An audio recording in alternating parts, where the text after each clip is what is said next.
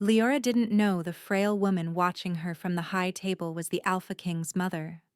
She didn't know that the old queen had been searching for someone like her for 11 years, following whispers and rumors across 6 kingdoms, chasing a gift most believed was only legend. She didn't know that the Alpha King was dying, that a curse wound through his blood like slow poison, stealing a little more of him with each passing moon, that every healer, witch, and sage in the realm had failed to save him. And she certainly didn't know that before this night ended, a single whispered command would drag her out of the shadows she'd spent 23 years hiding in and place her at the center of a deadly game she didn't understand. All Leora knew was that her feet ached, her stomach was hollow with hunger, and if she spilled one more drop of wine on a nobleman's sleeve, Mistress Helwyn would add another month to her indenture, so she kept her head down and kept pouring. The great hall of Valdrin blazed with light. 1,000 candles dripped from iron chandeliers, casting everything in gold and shadow. Long tables groaned under the weight of roasted boar, honeyed pheasant, and bread still steaming from the ovens. The air was thick with smoke, spilled ale, and the perfume of nobles who had never worked a day in their lives. Leora moved through it all like a ghost. That was the trick to surviving service. Don't be seen. Don't be remembered. Refill the cups before they empty. Clear the plates before anyone notices. Become furniture. Become air. She'd been doing this since she was 6 years old, when her world collapsed in a single week. First, her mother died of fever. Then her grandmother Alara was dragged to the village square and burned alive for the crime of seeing truths no one wanted spoken. And finally, her father, drunk, grieving, desperate, lost everything at the card tables and sold his only daughter to cover the debt. 17 years of indenture to Mistress Helwyn, a woman whose heart was as cold as her accounts were meticulous. 17 years of just a little longer and only until the debt is cleared. But the debt never cleared. The interest saw to that. Leora paused at a side table to refill her pitcher, allowing herself 3 seconds of stillness. Her reflection rippled in the wine, dark hair escaping its braid, brown eyes hollow with exhaustion. She was 23 and felt ancient. Keep moving. Don't think. Just survive until morning. She turned back toward the hall and nearly collided with Lord Vasek, a thick-necked man with ruddy cheeks and wandering hands. Careful, girl. His fingers grazed her hip, lingering too long. Forgive me, my lord. Leora stepped back, eyes down. Pretty thing like you shouldn't apologize. He leaned closer, wine-sour breath hot on her face. Perhaps you could bring a private bottle to my chambers later. I'll make it worth your while. Leora felt it then. The familiar cold pressure behind her eyes. The thing she'd spent her whole life hiding. Shadows curled around Lord Vasek's words, visible only to her. Dark wisps that coiled like smoke, marking the lie beneath his promise. He wouldn't make anything worth her while. She saw flashes of other girls, crying, bruised, discarded.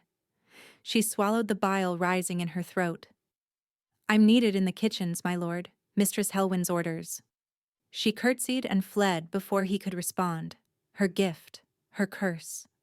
The thing that had gotten her grandmother burned alive in the village square, while 6-year-old Leora watched from the crowd, biting her tongue until it bled so she wouldn't scream. Truth sight, her grandmother had called it. The ability to see lies as clearly as others saw color. A gift from the old gods, passed down through their bloodline. A death sentence if anyone ever discovered it. Leora had learned to hide it, to ignore the shadows, to pretend she was just another dull, obedient servant. But tonight, something felt different. The air was charged, electric, like the sky before a summer storm, and someone was watching her. Leora felt the gaze like a physical weight, prickling across her skin. She'd developed a survival instinct for such things. You had to, in her position. Knowing when a drunk lord's attention turned dangerous.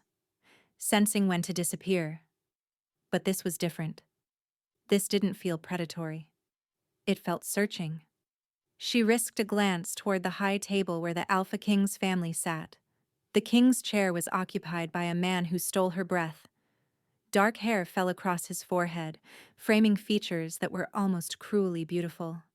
A strong jaw, sharp cheekbones, and eyes the color of a winter forest, deep green flecked with gold. He sat with perfect stillness, barely touching his food, scanning the crowd with an expression of profound boredom. But it wasn't him watching her. It was the woman beside him, the Queen Mother, Vela of Valdren. Leora recognized her from the portraits that hung in the servants' corridors, but the paintings lied. They showed a vibrant woman with silver-streaked hair and commanding presence. The woman at the table was a ghost of that image, painfully thin, skin like paper stretched over bone, eyes that burned with feverish intensity in a face that had accepted death. Those eyes were fixed directly on Leora. Look away. Keep moving. You're imagining things. But she wasn't imagining the way the Queen Mother raised one skeletal hand and curled a finger. A summons. Unmistakable. No. No, no, no. A servant didn't refuse a royal summons. A servant didn't survive refusing a royal summons. Leora set down her pitcher with numb fingers and walked toward the high table. Each step felt like walking toward the executioner's block. The crowd seemed to part for her. Or maybe she was imagining that too. Her heart hammered so loudly she was certain everyone could hear it. She stopped at the base of the raised platform and curtsied low. You summoned me, Your Grace? Come closer, child. The Queen Mother's voice was a whisper, but it cut through the noise of the feast like a blade. These old eyes don't see as well as they used to. Leora climbed the 3 steps and approached, stopping an arm's length away. This close, she could see the tremor in Vila's hands, the bluish tinge to her lips. The Queen Mother was dying. Not slowly, not eventually. Soon. What is your name? Leora, Your Grace. I serve in the household of Mistress Helwyn. Leora. The old woman tasted the name like wine. Do you know why I called you here? No, Your Grace. Vila smiled, and despite her frailty, there was something sharp in it. Something knowing.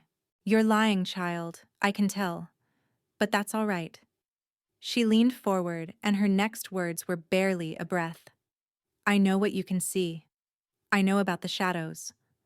The world tilted. Leora's vision blurred at the edges. She knows. She knows. How does she know? I don't know what you mean, Your Grace. Don't waste what little time I have left with denials. Vela's hand shot out, faster than a dying woman should move, and gripped Leora's wrist with surprising strength. I've been searching for you for 11 years. Someone with your gift. Someone who can see the rot hiding behind pretty smiles. Leora's breath came in short gasps. She wanted to run. Every instinct screamed at her to flee, but she couldn't move. And worse, she couldn't look away from the Queen Mother's burning eyes. My son is cursed. Vila's whisper was fierce, desperate. Poisoned by someone in this very hall, someone who smiles at him by day and is killing him by night. The healers can't find it. The mages can't trace it. But you. Her grip tightened. You can see lies, child. You can find the one hiding among us. Leora's gaze darted involuntarily to the Alpha King. He sat motionless, still scanning the crowd. But now that she looked closer, truly looked, she saw what she'd missed before, the shadows clinging to him.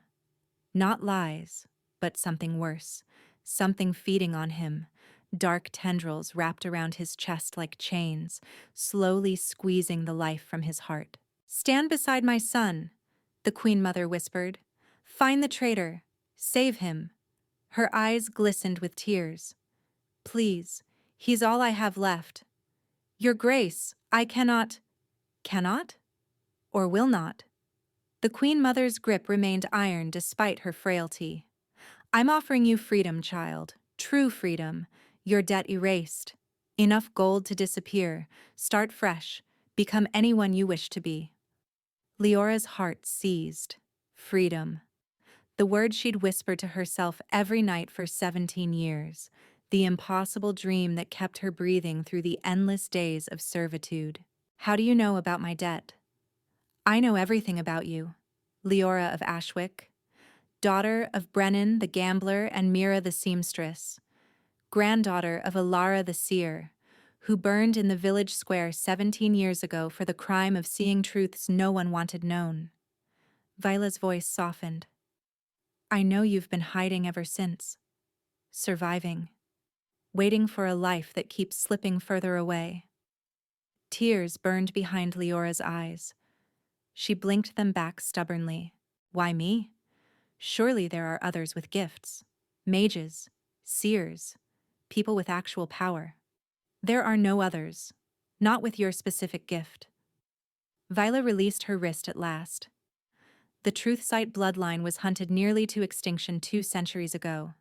Too dangerous, the old kings decided. Too threatening to those who ruled through deception. Your grandmother was the last known practitioner. She paused. Until you. How did you find me? I've had agents watching for signs of the gift for over a decade. A servant girl in a border tavern who always knew when customers were lying about their coin. A young woman who avoided every dangerous man before he revealed himself. Vela's eyes glittered. The patterns were unmistakable. Mother. The voice came from directly behind Leora, deep and cold. She spun around, nearly losing her balance, and found herself staring directly into the chest of the Alpha King. He was taller than she'd realized. Broader. This close, she could smell pine and something darker, like smoke after a fire. His winter forest eyes looked down at her with an expression of mild irritation. Who is this? A servant, darling. Vila's tone shifted, becoming light and dismissive. I was simply complimenting her service. The wine is excellent tonight, isn't it? Leora watched shadows bloom around the Queen Mother's words, gray wisps of deception curling like fog. Vila was protecting her, lying to her own son. But the Alpha King's eyes narrowed. He studied Leora with an intensity that made her want to shrink into the floor. You're trembling, he observed. I'm merely overwhelmed by your Majesty's presence. Leora curtsied, keeping her gaze fixed on his boots. Forgive me, I should return to my duties. Stay. The command was quiet but absolute. Leora froze mid-step. Theron. The Queen Mother's voice carried a warning. Don't frighten the poor girl. I'm not frightening anyone. The Alpha King, Theron, circled around Leora slowly, and she felt his gaze like a physical touch, examining her from every angle. I'm merely curious why my mother, who hasn't spoken to a servant in 15 years, chose tonight to start. Perhaps I'm feeling sentimental. I am dying after all. Mother. Don't. Vila's voice cracked like a whip. Don't coddle me, don't pretend. We both know I have weeks at most, and before I go, I intend to see you saved. The hall seemed to quiet around them, though the feast continued in full roar. Leora stood frozen between mother and son, caught in a current she didn't understand. Saved from what? Theron's voice was barely controlled. There is nothing wrong with me. Shadows exploded around his words, thick, black, writhing. The most violent deception Leora had ever witnessed. He knew. He knew he was cursed, knew he was dying, and was lying about it. Her sharp intake of breath drew his attention. Something to say, servant? No, Your Majesty. His eyes held hers for a long moment. Something flickered in those green-gold depths. Recognition? Suspicion? She couldn't tell. Mother, I won't discuss this here. We'll speak privately later. We'll speak now. With her present.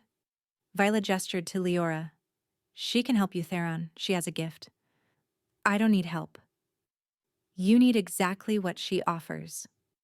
The Queen Mother rose from her chair, swaying slightly. Theron reached out instinctively to steady her, and the gesture was so gentle, so reflexive, that Leora felt something shift in her chest. 1 week. Give her 1 week to find the source of your affliction.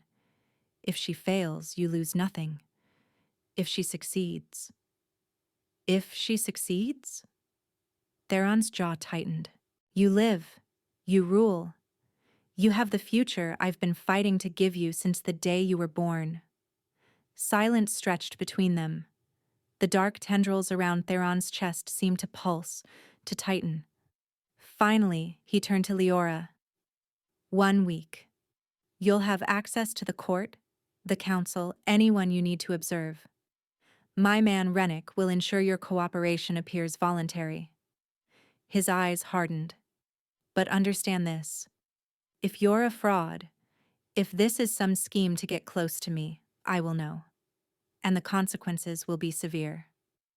And if I succeed? Leora heard herself ask, surprised by the steadiness of her own voice. Theron studied her for a long moment. Then I suppose I'll owe you my life. He paused, something shifting behind his eyes. Name your price, and if it's within my power, it's yours. My freedom. The words came without hesitation. My debt erased. Enough gold to start over. And your word that no one will ever come looking for me. The corner of his mouth twitched. Almost a smile, but not quite. Done. The royal wing of Valdrin Castle existed in another realm entirely. Leora followed Rennick through corridors that seemed carved from moonlight and shadow. Pale stone walls veined with silver. Tapestries depicting hunts and battles, and ancient wolves running beneath foreign moons. Candles that burned without flickering, their flames unnaturally still. These will be your chambers. Rennick stopped before a door of dark wood carved with intricate knotwork. He was an older man, gray at the temples, with the watchful eyes of someone who had seen too much and trusted too little. You'll find clothing inside. A bath has been drawn. Someone will bring food shortly. I don't need... You need to look like you belong. His tone wasn't unkind, merely practical. Tomorrow, you'll be presented to the court as a distant cousin visiting from the eastern provinces. No one can know your true purpose. The traitor, whoever they are, must believe you're harmless. A distant cousin. Leora almost laughed. She'd be discovered within minutes. She didn't know how to walk like nobility, speak like nobility, and exist like nobility. What if I fail? Rennick's expression softened fractionally. Then we're no worse than we were before. But I don't think you'll fail. He studied her with those assessing eyes. The Queen Mother has been searching for someone like you for over a decade.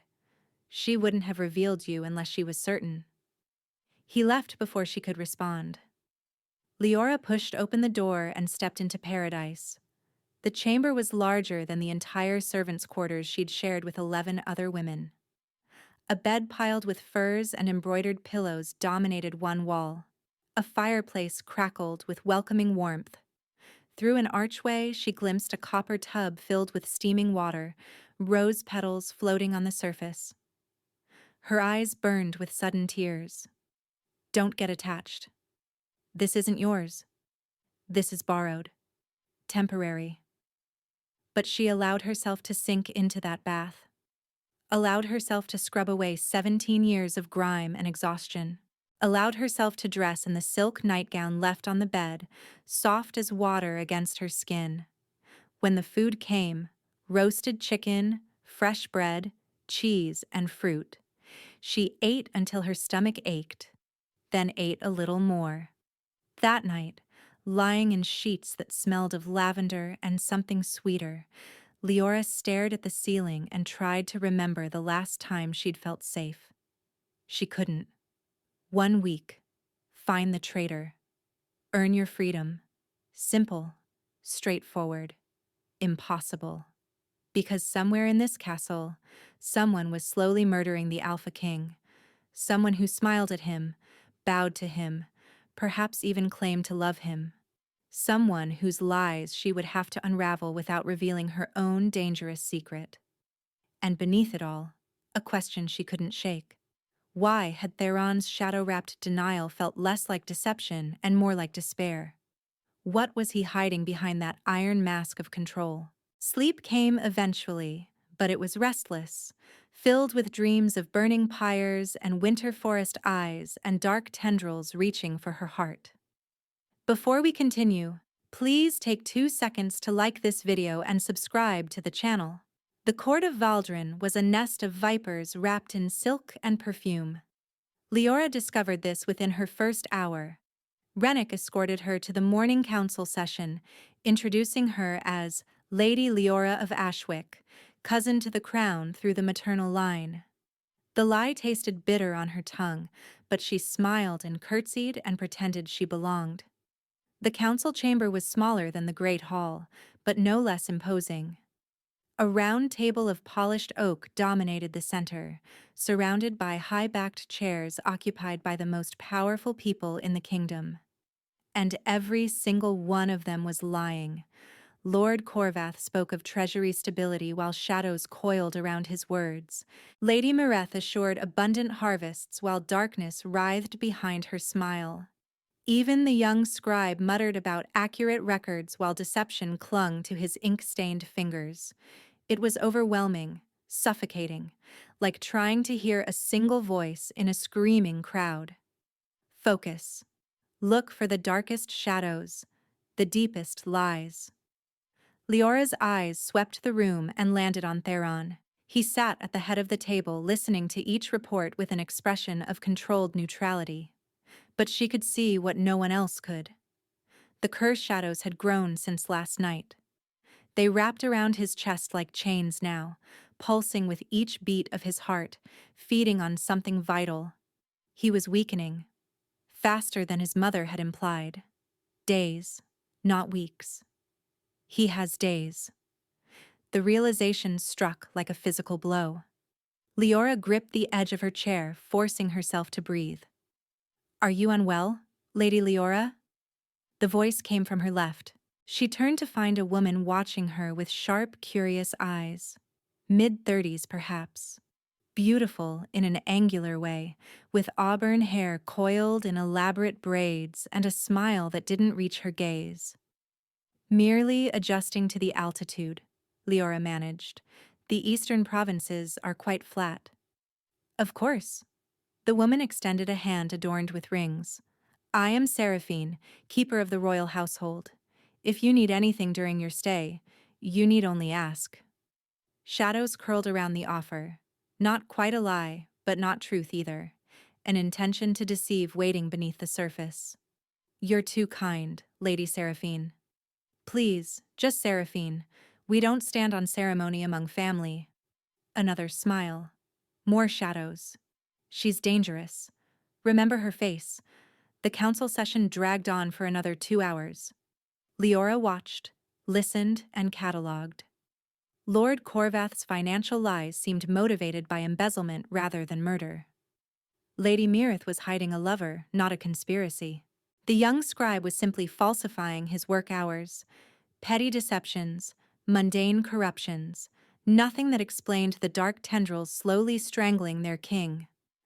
After the session ended, Rennick appeared at her elbow. "Well?" "Everyone's lying about something, but I haven't found the source yet." Leora rubbed her temples, fighting a building headache. "The curse on him is getting worse, faster than expected." Rennick's expression flickered with something like fear before he controlled it.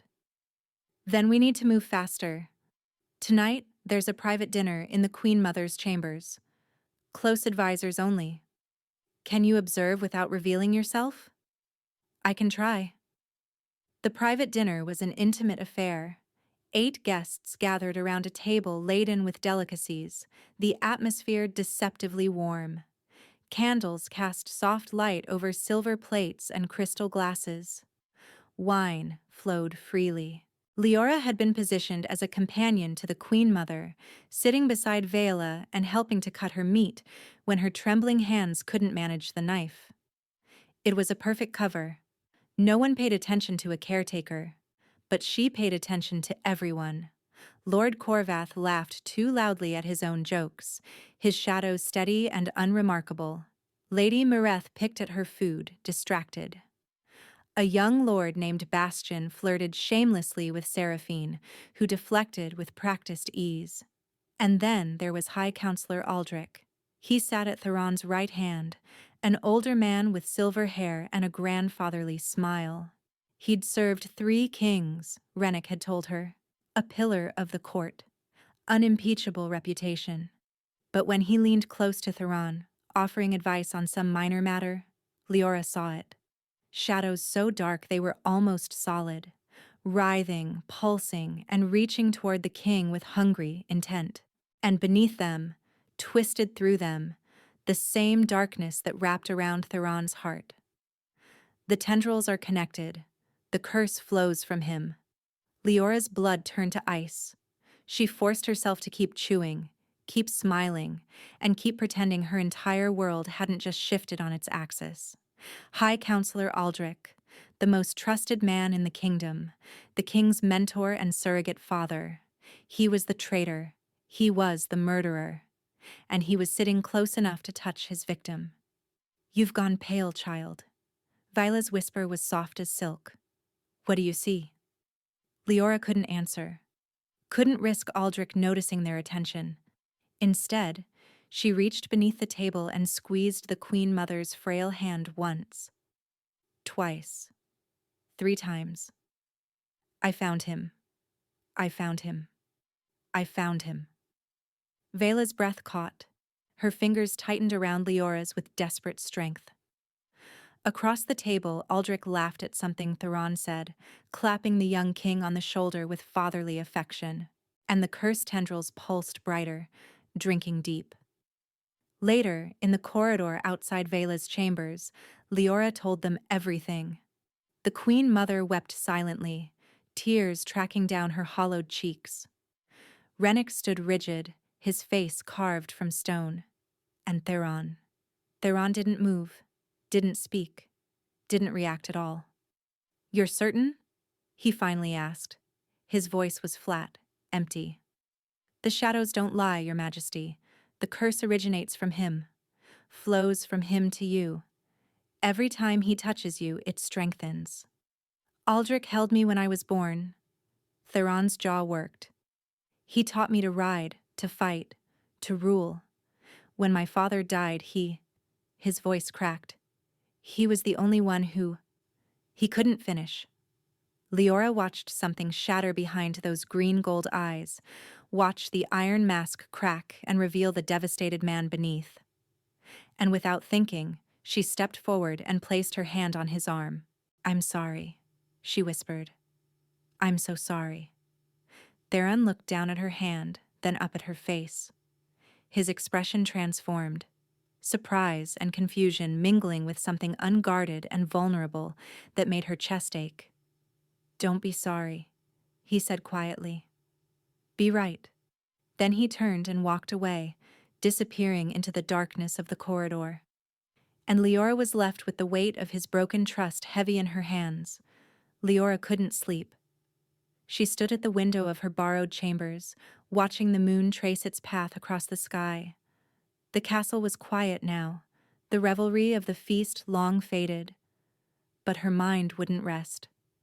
Aldrich. The name circled her thoughts like a vulture. A man who had raised a king, who had shaped a kingdom, who had smiled and advised and all the while fed poison into the heart of the boy he claimed to love. Why? What could possibly justify such betrayal? A knock at her door made her spin around. "Who's there?" "Theron." Her pulse stuttered. She crossed the room and opened the door to find the Alpha King standing in the corridor. Alone. No guards. No Rennick. Just him.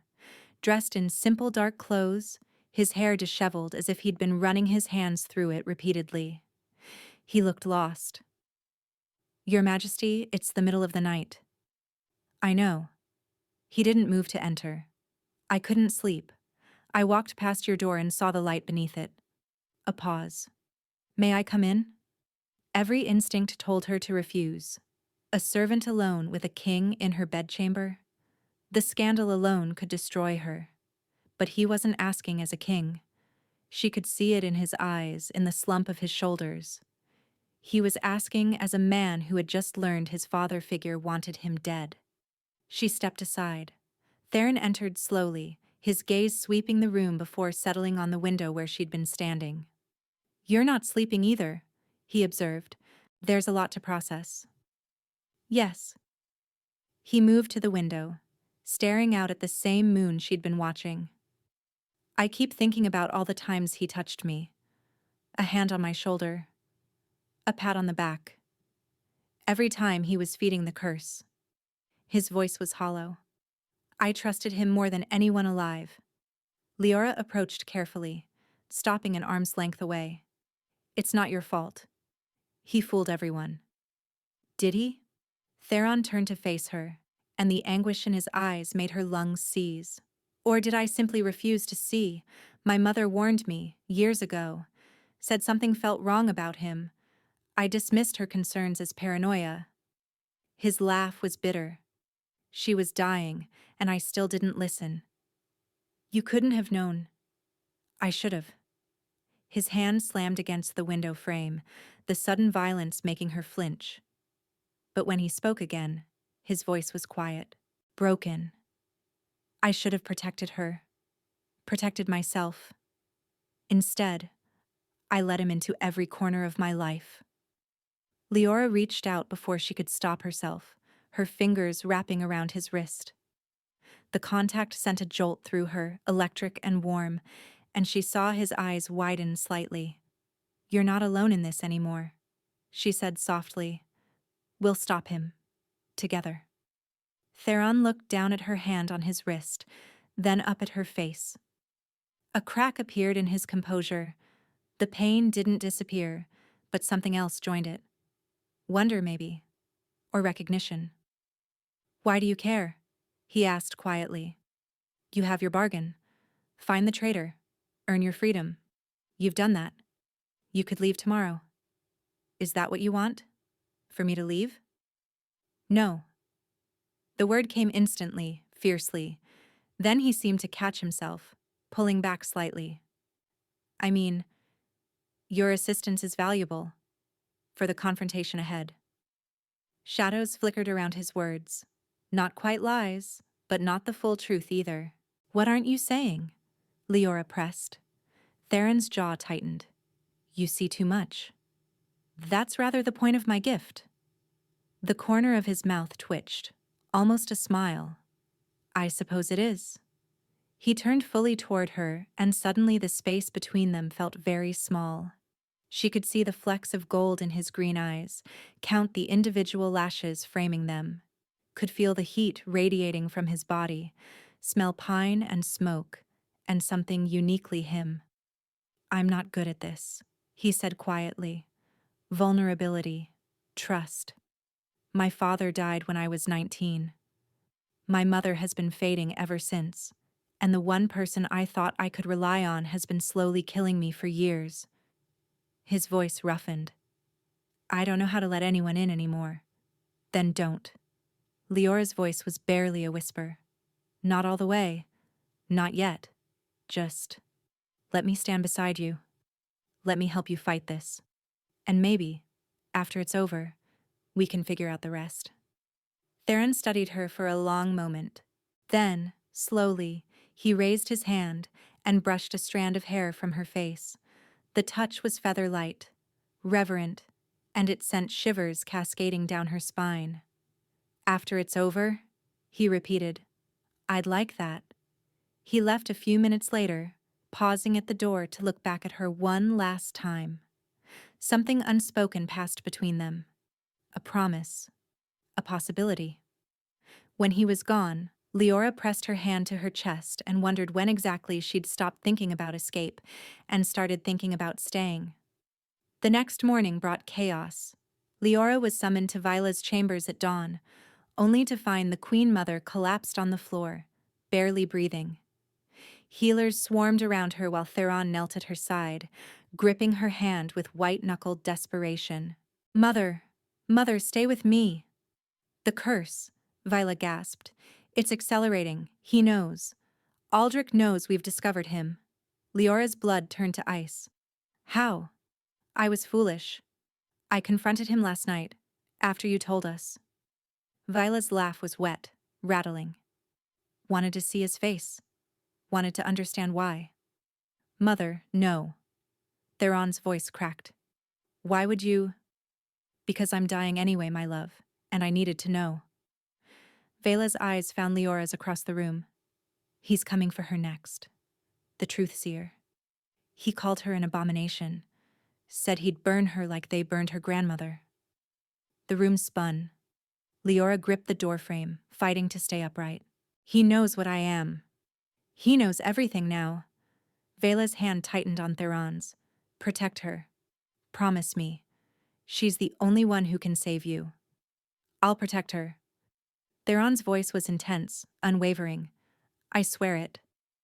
Vela smiled, and for a moment she looked almost peaceful. "Good. That's good." Her eyes fluttered closed. "I'm so tired, my love. So very tired." "Don't you dare." Theron gathered her frail body into his arms. "Don't you leave me? Not yet. Not like this. I'll hold on as long as I can." Her whisper was faint as a dying breeze. "But you need to end this. Today. Before he destroys everything I've fought to protect." The healers ushered everyone out, working frantically to stabilize the Queen Mother. In the corridor, Theron stood rigid, his face carved from stone. But his hands shook. "Theron. He's going to try to kill you." Theron's voice was flat, controlled, but something dangerous lurked beneath.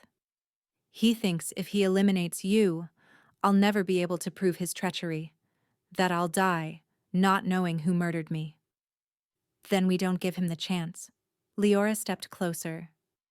"We move first. Today. It's too dangerous. He has allies. Guards loyal to him rather than the crown. If we move openly, he'll have you killed before we can reach him." "Then we don't move openly." Theron's eyes met hers. "What are you suggesting?" "Let him come for me." The words tasted like ash, but she forced them out anyway. "Let him think he's won, and when he makes his move, you'll be there." "Absolutely not." His refusal was instant, violent. "I won't use you as bait. It's my choice to make. It's suicide. It's the only way." Leora grabbed his hands, forcing him to look at her. "Your mother was right. He'll never stop. Not until you're dead and I'm burned and everything she worked for is destroyed. We end this now, or we lose everything." The conflict in his eyes was painful to watch. Fear and fury and something deeper, something that looked terrifyingly like love. "If anything happens to you, it won't, because you'll be there." She squeezed his hands. "I trust you, Theron. Trust me back." A long moment passed. Then slowly, he nodded. "We do this together. And at the first sign of real danger, you run. You don't hesitate. You don't look back. You run, and you let me handle Aldrich." "Together," she agreed. But they both knew she was lying. The trap was set within hours. Rennick spread whispers through the castle that the eastern cousin had taken ill and was confined to her chambers. Vulnerable, unguarded. The perfect target for a man desperate to silence her permanently. Leora waited in her room, dressed in simple clothes that allowed easy movement. A knife was strapped to her thigh. Theron had insisted, had placed it there himself with hands that lingered longer than necessary. He was hidden in the adjoining chamber with 6 of his most trusted warriors, ready to intervene the moment Aldrich revealed himself. The waiting was the hardest part. Hours crawled past. Afternoon light faded to evening gold. Leora paced, sat, paced again. Every creak of the old castle made her jump, every shadow seemed to move. Then, as darkness fell, her door swung open. But it wasn't Aldrich who entered, it was Seraphine. The keeper of the royal household glided into the room, closing the door behind her with a soft click. Her smile was serene, lovely, and utterly false. "Poor dear," Seraphine cooed. "Lying here all alone, feeling unwell. Let me bring you some tea. It will help you sleep." She set a steaming cup on the bedside table. The liquid inside was amber, fragrant, and absolutely wrong. Leora could see the shadows swirling within it, dark tendrils of malicious intent. Poison, just like the curse feeding on Theron. "You work for Aldrich," Leora said quietly. Seraphine's smile didn't falter. "I work for the future of this kingdom. Theron is weak, sentimental. Aldrich will make a much stronger ruler. Aldrich is a murderer. Aldrich is a visionary." Seraphine's eyes hardened. "Now drink your tea, Truth Seer. It will be painless, I promise." "No." Seraphine sighed as if dealing with a difficult child. "I hoped you'd cooperate. Aldrich wants you alive long enough to witness Theron's final moments. But I suppose—" She moved fast, drawing a blade from her sleeve, but Leora moved faster. The knife from her thigh was in her hand before she consciously reached for it. She slashed upward, catching Seraphine's arm, sending the woman's blade clattering to the floor. Seraphine screamed. In pain or rage, Leora couldn't tell. The door to the adjoining chamber burst open. Theron emerged like a storm unleashed, his warriors flooding in behind him. He took in the scene, Seraphine clutching her bleeding arm, the poisoned tea, Leora with her knife raised, and his expression turned murderous. "Where is Aldrich?" Seraphine laughed, high and wild. "You're too late. He's not coming here. He never was." Her eyes gleamed with manic triumph. "He's in the Queen Mother's chambers, finishing what he started." Theron's face went white. "Mother." He was gone before anyone could stop him, sprinting down the corridor toward Vela's rooms. Leora ran after him, blood rushing in her ears, praying they wouldn't be too late. The Queen Mother's chambers were silent when they arrived. Too silent. Theron burst through the doors, Leora close behind. The scene that greeted them stopped her heart. Vela lay in her bed, motionless. Aldrich stood beside her, one hand resting on her forehead, dark energy pulsing between them. The curse tendrils were visible now, thick as ropes, flowing from him into the dying queen. "Ah, Theron." Aldrich's voice was calm, almost pleasant. "I wondered when you'd arrive." "Step away from her." Theron's voice shook with barely contained rage. "Now." "Or what? You'll kill me?" Aldrich laughed softly. "You can barely stand. The curse has been feeding on you for 3 years. You're more dead than alive." He glanced at Leora. "And your little truth seer can't save you. She can only watch." "Why?" The word tore from Theron's throat. "I trusted you. I loved you like a father." "Why?" Something flickered across Aldrich's face. Regret? Satisfaction? Leora couldn't tell. "Because your father was weak. Just like you." Aldrich's voice was cold. "I tried to shape you into the ruler this kingdom needs, but you're too soft. Too merciful." His hand pressed harder against Vila's forehead, and she whimpered. "Too much like him. So you decided to kill me instead. I decided to take what should have been mine from the beginning." Aldrich's eyes blazed. "I served 3 kings, gave my life to this crown. And for what? To watch fools and children squander everything I built?" He shook his head. "No. When you die, I'll emerge as the grieving counselor who discovered the real traitor. The council will beg me to take the regency. And finally, this kingdom will be led by someone worthy." "You're insane." "I'm practical." Aldrich smiled. "Now, watch your mother die. Then I'll deal with you." He raised his hand, dark energy gathering. And Leora moved. She didn't think. Didn't plan. She simply threw herself between Aldrich and the bed, her truth sight flaring brighter than it ever had before. The shadows around Aldrich became visible to everyone now, writhing and screaming in the suddenly charged air. "You want to see truth?" Leora's voice came from somewhere deep inside her, resonant with power she didn't know she possessed. "Then see yourself." She grabbed Aldrich's wrist. The connection was instantaneous, overwhelming, her gift reversed, pouring truth into him instead of drawing lies out. Every deception he'd ever told, every betrayal, every murder, it all came flooding back, reflected through his own mind. Aldrich screamed. The sound was inhuman, agonized. He tried to pull away, but Leora held on, channeling everything she had into the connection.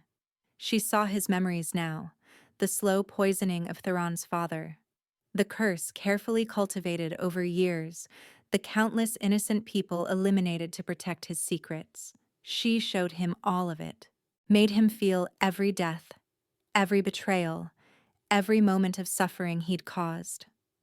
When she finally released him, Aldrich crumpled to the floor, sobbing. "No more lies," Leora whispered, swaying on her feet. "No more shadows, only truth." Theron was there in an instant, catching her as her knees buckled. His arms wrapped around her, holding her upright, holding her close. "I've got you," he murmured. "I've got you." On the floor, Aldrich continued to weep, broken by the weight of his own sins. Rennick and the warriors secured him quickly, binding his hands with iron chains that glowed with protective runes. "The curse," Leora managed. "Did it break?" Theron looked down at his chest. The dark tendrils were gone. For the first time in 3 years, his heart beat without chains. "It broke." His voice was thick with emotion. "You broke it." From the bed, a weak voice spoke. "Well done, child." Vela's eyes were open, clearer than they'd been in months. Well done indeed. 3 weeks later, the kingdom of Valdrin celebrated. Aldrich's trial had been swift and damning. The evidence was overwhelming. His own confession, witnessed by a dozen warriors, combined with Seraphine's testimony once she realized her master couldn't protect her anymore. The council had sentenced him to death. He would hang at dawn tomorrow. But tonight was for joy. The great hall blazed with light once more, but this time Leora wasn't serving wine. She sat at the high table dressed in deep green silk that matched Theron's eyes, her hair swept up in an elegant style that Vila's ladies had spent hours perfecting. The Queen Mother sat beside her, still frail but growing stronger each day. With Aldrich's curse broken, her mysterious illness had begun to fade.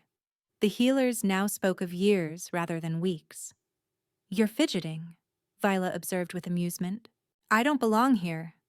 "You belong exactly where you choose to be." Vila's hand covered hers.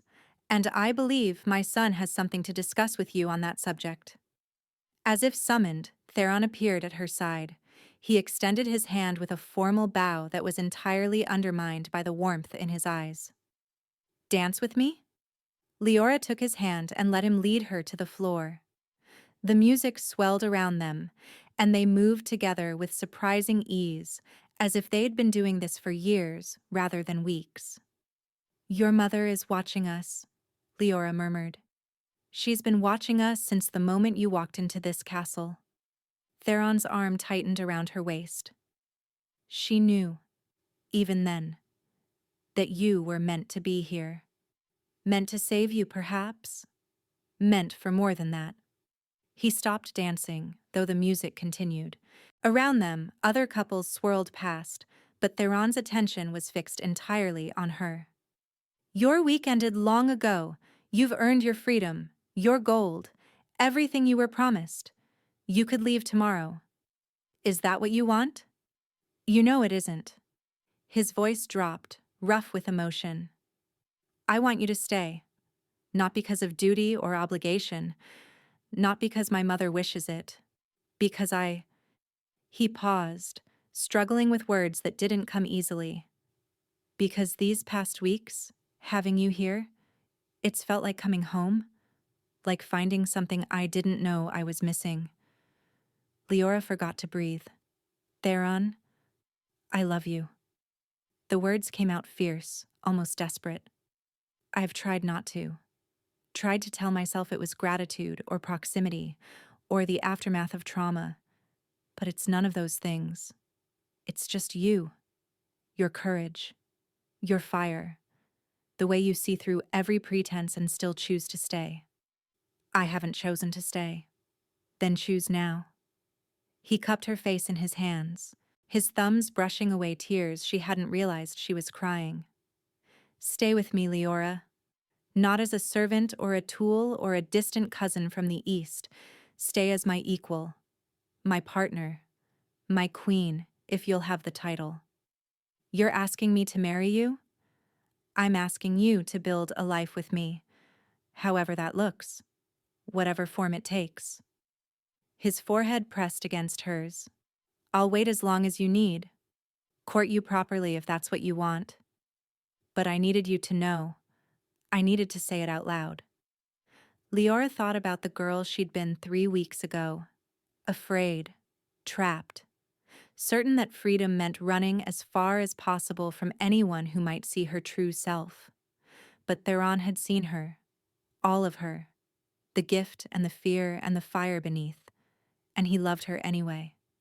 Yes, she whispered. Theron went still.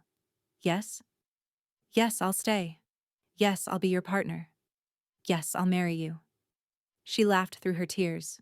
Yes to all of it. His kiss was everything. Tender and fierce and full of promise.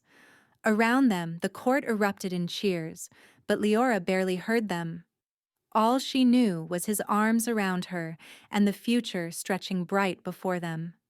The wedding was held beneath the autumn moon, in the castle gardens where late roses still bloomed despite the approaching frost. Leora wore white silk embroidered with silver thread, a crown of flowers in her dark hair. Theron waited for her at the altar, resplendent in formal black, his eyes shining with an emotion that made her breath catch. Vela stood as witness, tears streaming freely down her face. Rennick maintained his stoic expression, but Leora caught him dabbing his eyes when he thought no one was looking. The vows they spoke weren't traditional. They'd written them together, sitting by the fire in Theron's study, arguing over wording until they were laughing too hard to continue. I vow to see you truly, Leora said, her voice steady despite her racing heart. Not just your shadows, but your light. Not just your crown, but your heart. I vow to stand beside you through storms and sunshine, to challenge you when you're wrong, to hold you when you break, and to love you in all the ways that matter. I vow to be worthy of your sight, Theron replied, his voice rough, to rule with justice and lead with compassion, to never trap you, never diminish you, and never take your fire for granted. I vow to spend every day earning the trust you've given me, and to love you with everything I am and everything I'll become. When he kissed her, the crowd cheered, but Leora barely heard them. She was thinking about the feast weeks ago, when she'd poured wine with aching feet and empty stomach, dreaming of an escape that felt impossibly far away. She'd gotten her escape, just not the way she'd imagined. Not running from something, but running toward love, toward family, toward a life she'd never dared to want. That night, lying in their chambers with Theron's arms wrapped around her, Leora traced the place where the cursed tendrils had once gripped his heart. What are you thinking? He murmured against her hair. I'm thinking about your mother, how she watched me from the high table that night, how everything changed with a single whispered command. Stand beside my son. Theron smiled. She knew, even then. She saw something in me I couldn't see in myself. She saw what I see. He tilted her chin up, pressing a soft kiss to her lips. Courage. Strength. A heart brave enough to face any darkness. Another kiss. My queen. My king. They fell asleep, tangled together, the moon casting silver light across their bed. And somewhere in her chambers, Vela smiled in her sleep, dreaming of grandchildren with their father's eyes and their mother's gift for seeing truth. Leora had stood alone at that feast, invisible and exhausted, praying for freedom. The Queen Mother had whispered 4 words, and Leora had found something better. She'd found home. Where are you listening from? Let's meet in the comments. I love hearing your thoughts on this story. And if you'd like to support me, please subscribe. It's free, and it helps more people hear these stories.